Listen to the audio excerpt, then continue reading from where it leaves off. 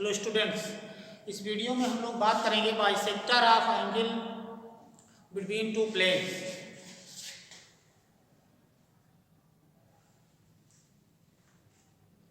Bisector of angle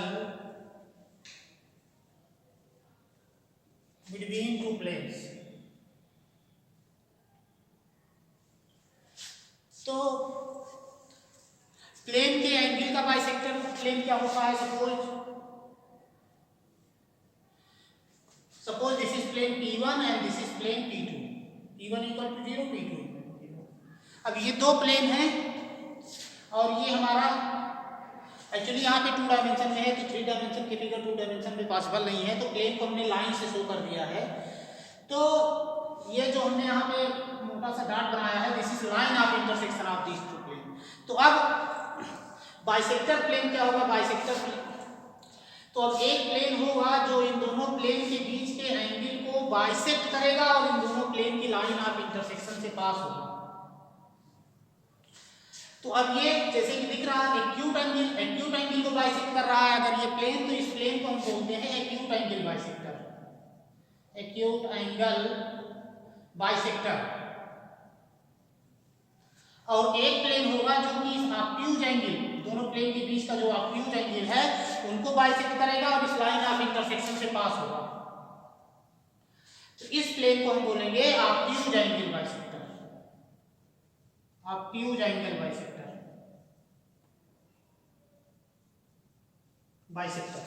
अब इन दोनों bisector plane की क्या खास बात होगी कि अगर कोई भी पॉइंट यहां पे लिया जाए, इस बाइसेक्टर प्लेन पे कोई पॉइंट हम P अल्फा बीटा गामा ले लें, तो इस point P alpha beta gamma की इस प्लेन P1 से और इस प्लेन P2 से, क्योंकि ये बाइसेक्टर है, इस एंगल का बाइसेक्टर प्लेन है, तो इस point P alpha beta gamma की इन दोनों प्लेन से परपेंडिकुलर डिस्टेंस सेम होगी। ये आ जाएगा, दोनों की डिस्टेंस सेम होगी। तो अब कोई भी पॉइंट इस प्लेन पे लेंगे, उस पॉइंट की दोनों plane P1 equal to 0, plane P2 equal to 0 से दोनों उस पॉइंट की दोनों प्लेन से डिस्टेंस जो है हमारी सेम होगी। तो अब हम देखते हैं कैसे कैलकुलेट, कोई दो प्लेन की इक्वेशन गिवन है तो उनके बाइसेक्टर प्लेन का इक्वेशन कैसे लिखेंगे। तो मान ले रहे हैं कि let A1x plus B1y plus C1z plus D1 equal to 0। अब हम प्लेन की इक्वेशन को ऐसे लिखेंगे कि D1 greater than 0 and A2x plus B2y plus C2z plus D2 equal to 0, D2 greater than 0। These two are plane equation of planes, be equations of plane, equations of planes।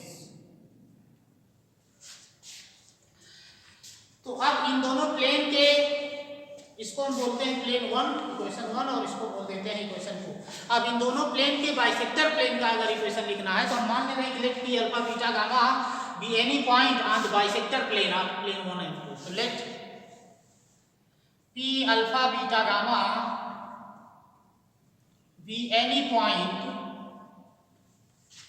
On bisector plane, bisector plane of plane 1 and 2। तो अब अगर P alpha beta gamma bisector plane पे है तो क्या खास बात होगी कि point P alpha beta gamma की इस प्लेन 1 से जो डिस्टेंस होगी वही point P alpha beta gamma की इस प्लेन 2 से डिस्टेंस होगी। तो distance of point P alpha beta gamma from plane 1 क्या आएगा, कैसे फाइंड आउट करेंगे? इस प्लेन 1 की इक्वेशन में x y z के प्लेस पर यही point alpha beta gamma substitute कर देंगे और इस प्लेन पे नॉर्मल के जो डीआरएस है मीन A1 B1 C1 इनके स्क्वायर का सम लेंगे, स्क्वायर रूट करेंगे, उससे डिवाइड कर देंगे। तो क्या आएगा? A1 alpha plus B1 beta plus C1 gamma plus D1 upon under root A1 square plus B1 square plus C1 square mod, distance है तो हम मॉड लगा दे रहे हैं, मॉड में सबने इंश्योर कर दिया कि ये नंबर पॉजिटिव ही आएगा, equal to P alpha beta gamma bisector plane पे है तो point P alpha beta gamma की प्लेन 2 से भी डिस्टेंस सेम होगी, तो distance of point P alpha beta gamma from plane 2, तो ये क्या आएगा? Mod of A2 alpha plus B2 beta plus C2 gamma plus D2 upon under root a2 square plus b2 square plus c2 square this। अब इसको हम थोड़ा मिटाते हैं।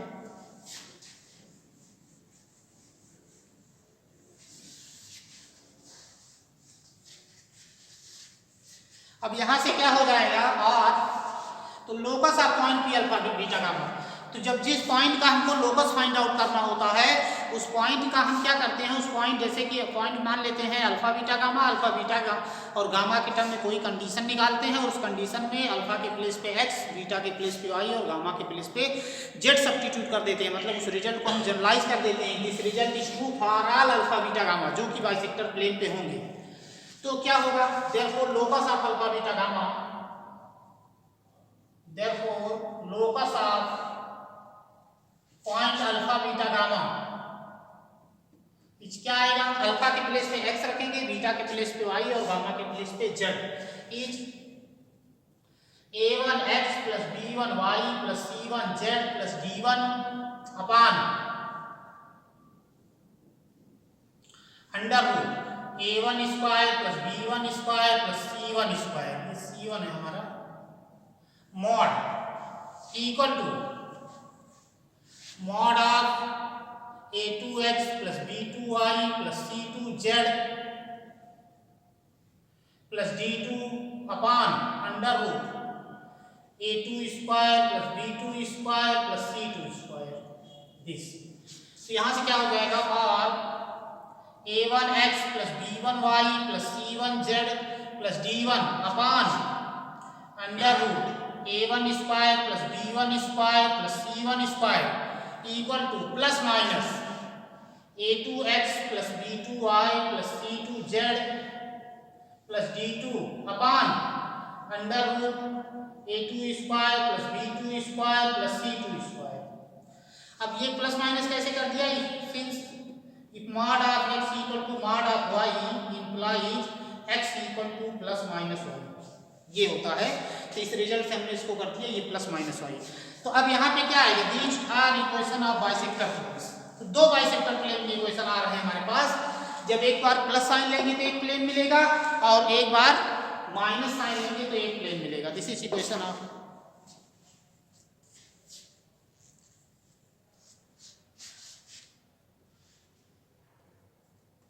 these are the equations of bisector planes।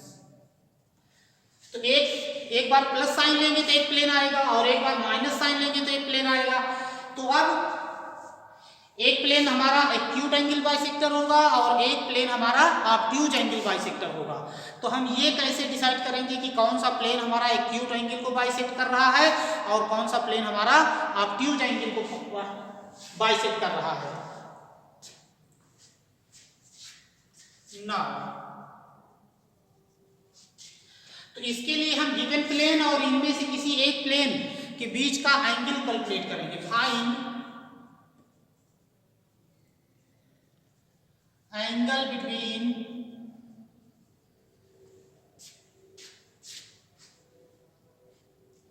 one bisector plane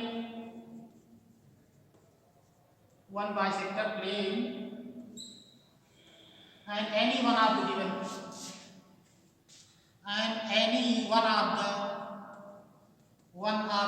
given two given plane। एक bisector plane का ले लेंगे, equation ले लेंगे, चाहे प्लस साइन के करस्पॉन्डिंग ले लें चाहे माइनस साइन की, और एक प्लेन का इक्वेशन, इन दोनों प्लेन के बीच का हम एंगल फाइंड आउट करेंगे। अगर ये एंगल लेस देन π/4 है तब तो जो हमने बाइसेक्टर प्लेन लिया है वो प्लेन हमारा एक्यूट एंगल बाइसेक्टर होगा। और अगर if angle is not less than π/4 तब हमारा प्लेन जो है ऑब्ट्यूज एंगल बाइसेक्टर होगा। तो जब एक हमारा एक्यूट एंगल बाइसेक्टर हो गया तो दूसरा प्लेन जो है ऑटोमेटिकली हमारा ऑब्ट्यूज एंगल बाइसेक्टर होगा। If angle is less then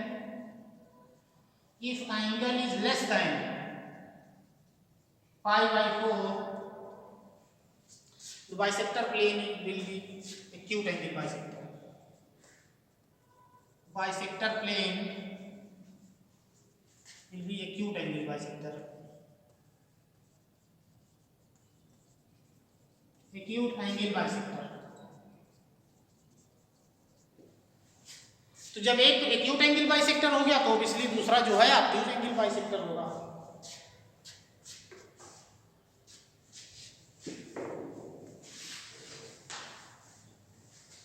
अब नेक्स्ट हम देखेंगे position of virgin. Position of virgin का क्या मतलब है कि अगर टू प्लेन्स हैं, इंटरसेक्ट कर रहे हैं प्लेन्स हमारे, और दोनों प्लेन वर्जिन से पास नहीं हो रहे हैं, तो क्या होगा, प्लेन के लाइन ऑफ इंटरसेक्शन पे नहीं आएगा, प्लेन वर्जिन से नहीं पास हो रहे हैं। तो अब प्लेन जो है वर्जिन कहाँ पे आएगा, इस एक्यूट एंगल रीजन में वर्जिन लाई करेगा या फिर इस ऑब्ट्यूज एंगल रीजन में वर्जिन लाई करेगा। ये हम देखेंगे कि पोजीशन ऑफ वर्जिन कौन से रीजन में वर्जिन हमारा लाई करेगा। Position of origin related to plane, position of virgin,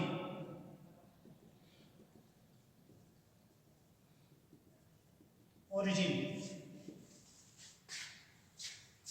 to let equation of planes be, equation of planes be a1x plus b1y plus c1z plus d1 equal to 0 and a2x plus b2y plus c2z plus d2 equal to 0। अब plane की equation को हम ऐसा लिखेंगे कि d1 is always greater than 0, constant positive होने चाहिए, and d2 is greater than 0। इसको बोलते हैं 1, इसको बोलते हैं 2। Then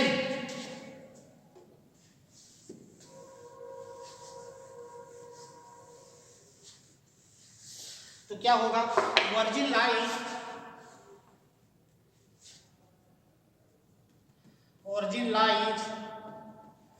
in acute angle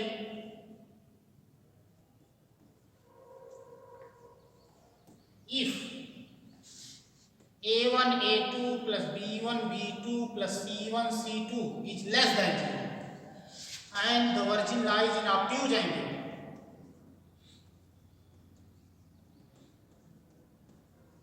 lies in obtuse angle if a1 a2 plus b1 b2 plus c1 c2 is greater than 0।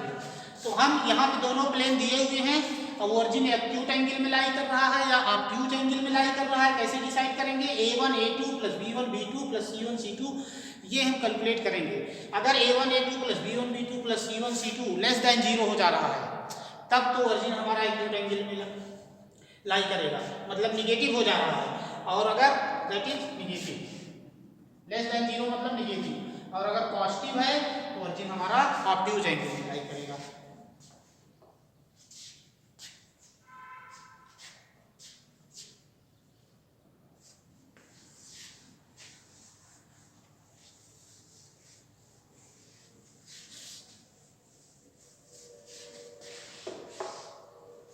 Next हमारा pair of planes, pair of planes. तो pair of planes हमारे क्या है कि कोई इक्वेशन है, quadratic equation है, तो डायरेक्ट रिजल्ट लिख ले रहा हूं, homogeneous equation of second degree, homogeneous equation of second degree, that is ax square plus by square plus cz square plus twice fyz plus twice gzx plus twice hxy equal to 0 represents pair of plane, pair of planes if